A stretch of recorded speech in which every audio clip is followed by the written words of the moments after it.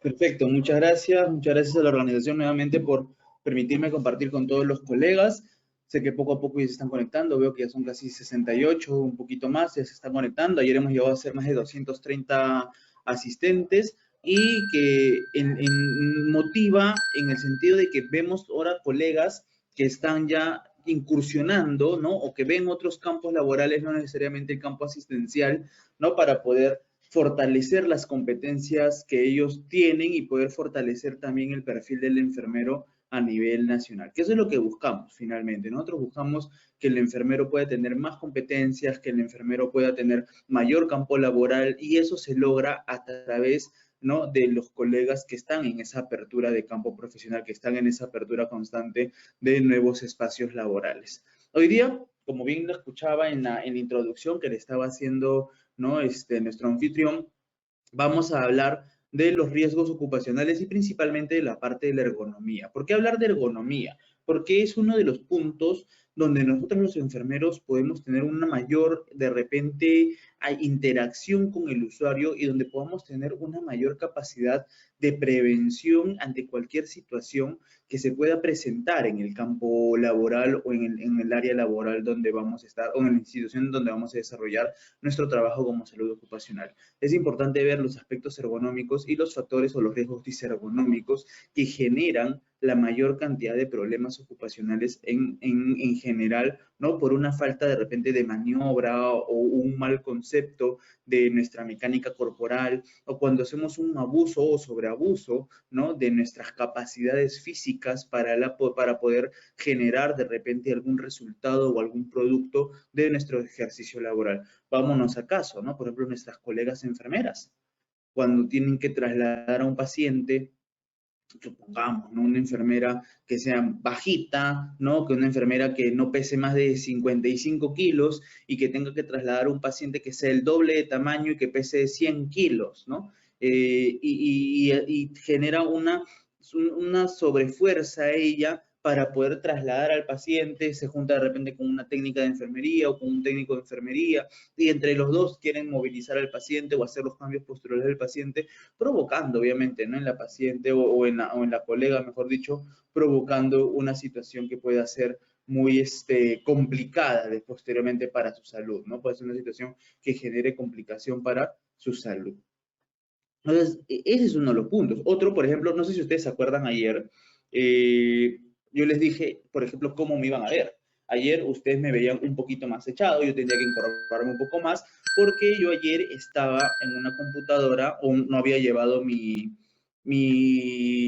cooler, ¿no?, que es mi calentador o mi ventilador externo de mi computadora. Hoy, ¿no?, ya estoy en casa, se da cuenta también el fondo, en mi pizarrita, ahorita estoy en casa y tengo ya mi cooler, tengo ¿no?,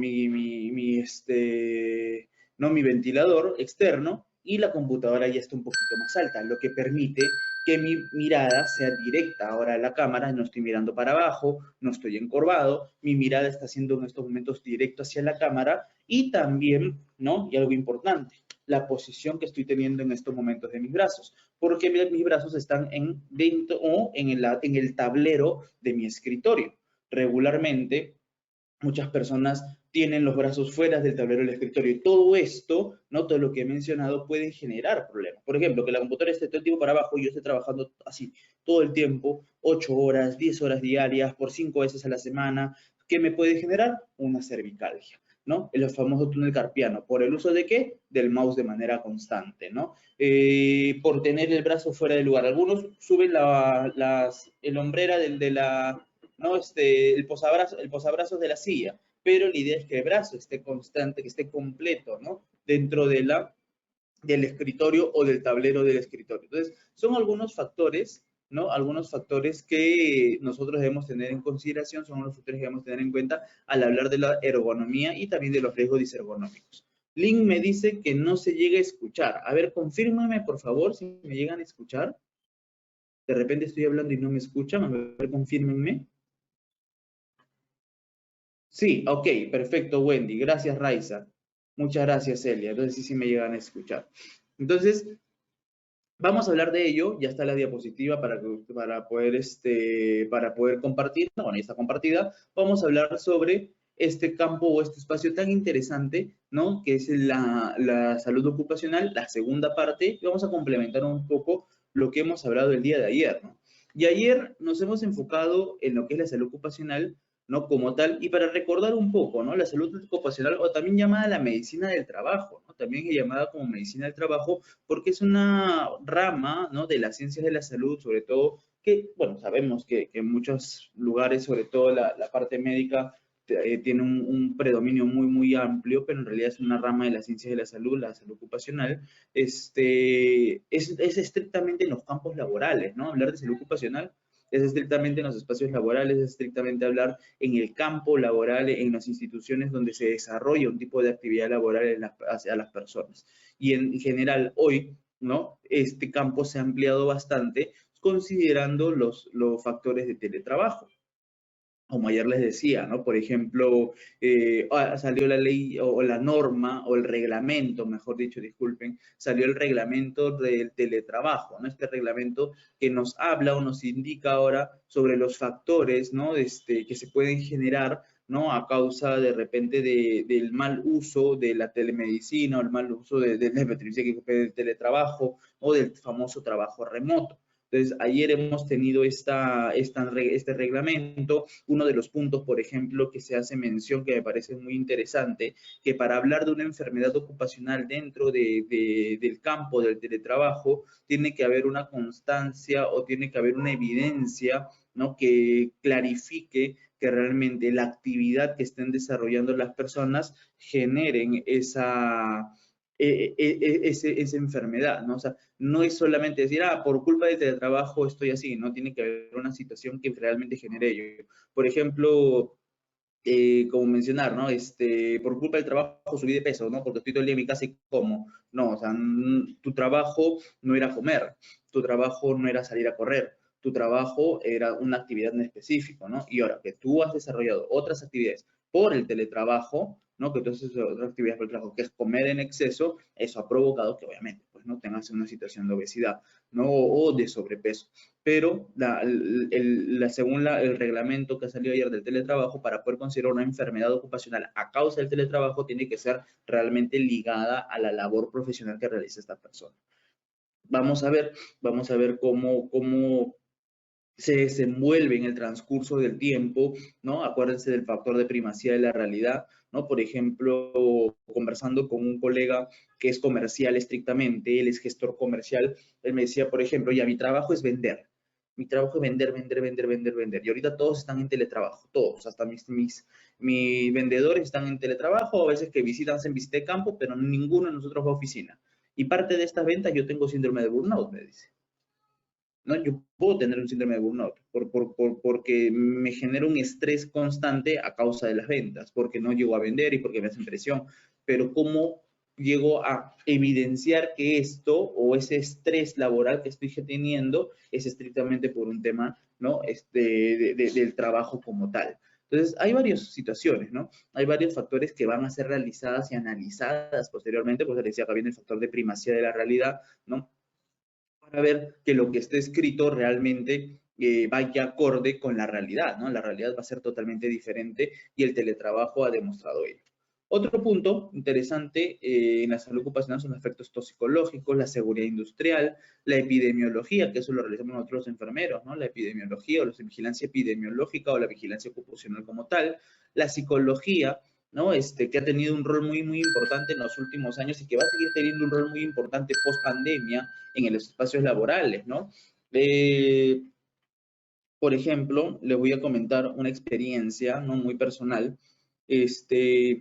Tengo mi abuela con ACV, con un accidente cerebrovascular, y ella vive con mi mamá, ¿no? Porque un producto de este ACV, ella ha tenido, o está postrada en cama, ¿no? Y está ahorita con un proceso muy lento, realmente muy lento, lo que ustedes enfermeros saben, ¿no? Igual que nosotros sabemos que el ACV ya es un proceso degenerativo que se va generando en la persona. Entonces, no hay tanta recuperación como de repente puedan esperar, ¿no? La mirada más expectativa sobre ello. Y la preocupación que hoy se tiene es, por ejemplo, que ya muchos están regresando a la presencialidad. Entonces, mi abuela está en la casa de mis papás. Mi papá trabaja presencial, mi hermana trabaja presencial, mi mamá trabaja presencial.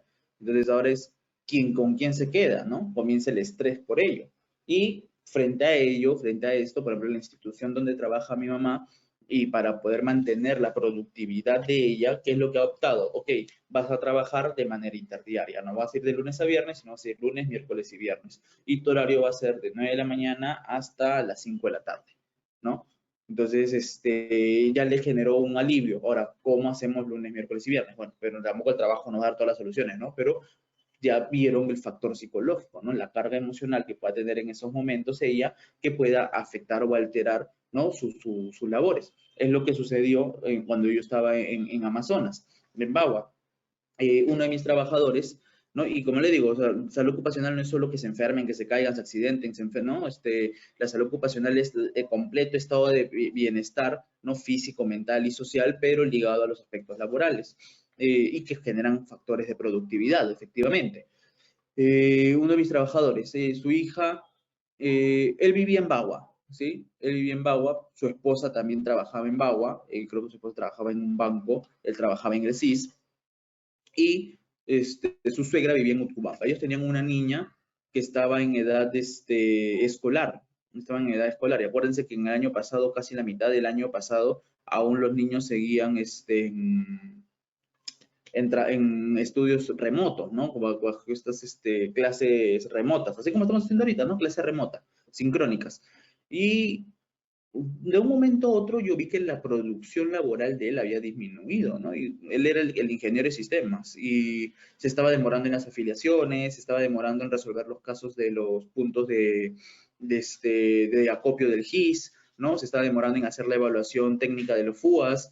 Entonces había muchas demoras en lo que él estaba desarrollando y considerando que nosotros teníamos más de 300.000 afiliados en el CIS. O sea, la zona norte de Amazonas, Babu, Cubomba y Condorcanqui tenían más de 300.000 afiliados. O sea, 300.000 vidas dependían directamente de nosotros.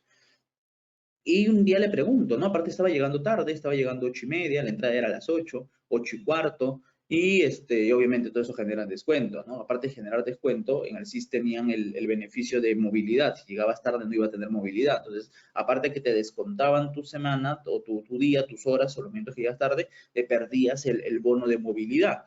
Entonces yo hablé con él un día y le dije, ¿por qué estás llegando tarde? ¿No? ¿Qué está pasando? ¿Tú llegabas temprano? ¿Qué es lo que sucede? Y me dijo, no, licenciado, el problema es que mi hijita hace 2 semanas, porque habían pasado como 2 semanas de que comenzó con esta rutina de llegar tarde, mi hijita hace 2 semanas se ha caído y yo estaba en el trabajo, mi esposa estaba en el trabajo. Mi suegra es una persona mayor, no la puede ver tanto y ahorita estamos con la preocupación, ¿no? De que si se accidenta, si no se accidenta, si está bien, si no está bien. Y como le digo, mi suegra no es realmente una persona que esté tan activa, ¿no? Es una persona que no tiene una movilidad como nosotros podemos tener, ¿no? De ser más despiertos. Y le dije, ok, le dije, no hay problema. ¿Y qué es lo que tú de repente, no sé, quisieras, ¿no? Y a mí me gustaría que mi hija pues, de repente pueda venir, ¿no? Algunos días. Y yo le dije, ¿cuántos años tiene tu hija? Comencé a preguntarle, ¿no? Dije, mira, acá nosotros no estamos aceptando todavía reuniones. Entonces, tu niña puede atender, puede estar escuchando sus clases en el auditorio. Nosotros teníamos un pequeño auditorio, ¿no? Un mini auditorio teníamos nosotros. Tu niña puede escuchar sus clases en el auditorio, tú estás tranquilo porque ella está acá en la oficina, ella está escuchando su clase y cuando termine su clase, ella puede estar a tu lado, ¿no? Si no, de repente no es muy hiperactiva, ¿no? Puede estar ahí contigo en todo momento. Y me dijo, ¿en serio, licenciado? Y yo, no hay ningún problema, por mi parte no hay problema. O sea, al final estamos para poder ayudarnos, para poder apoyarnos. Factores psicológicos, ¿ah? Ese es un factor psicológico porque afectaba directamente a su desempeño laboral.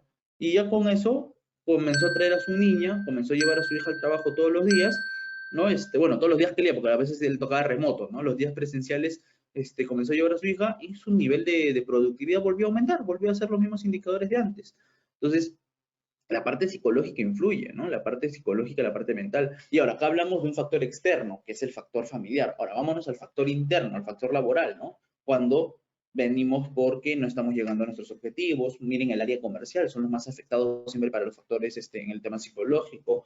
Cuando de repente tenemos un jefe que provoca un hostigamiento en el tema laboral, un jefe que no promueve la participatividad de los trabajadores, ¿no? Que En algún momento a mí me ha pasado, ¿ah? Yo he renunciado en un trabajo nada más. De todas las experiencias laborales que he tenido en un trabajo, renuncié por culpa del jefe.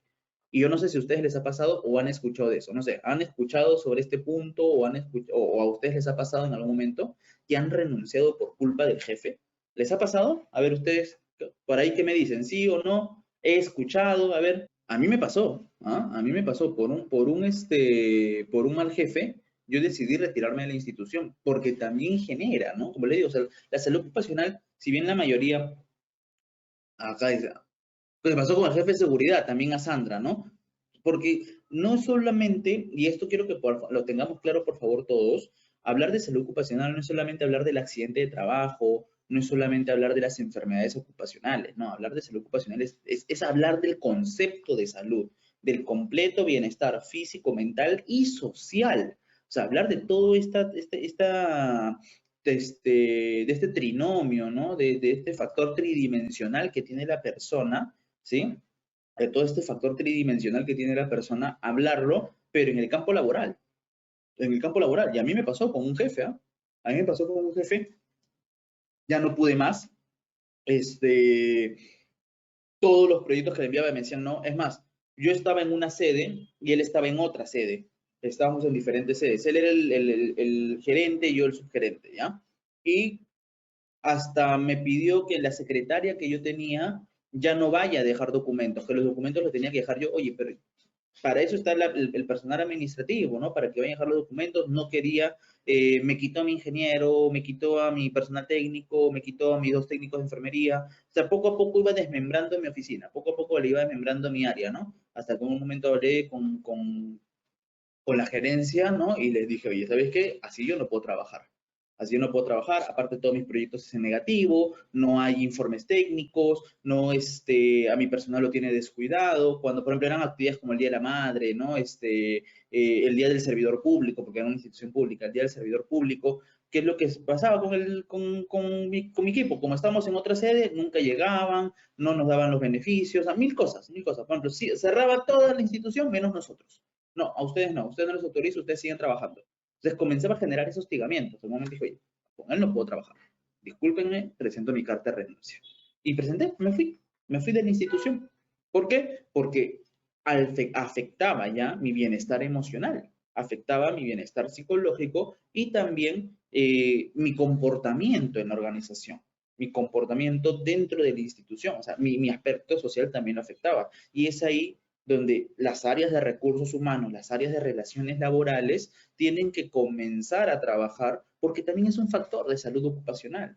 Es un factor. Entonces muchos dicen, no, es el clima organizacional. Y el clima organizacional también está ligado a la salud ocupacional. Ojo ahí, colegas enfermeros, también tenemos que estar involucrados en ello.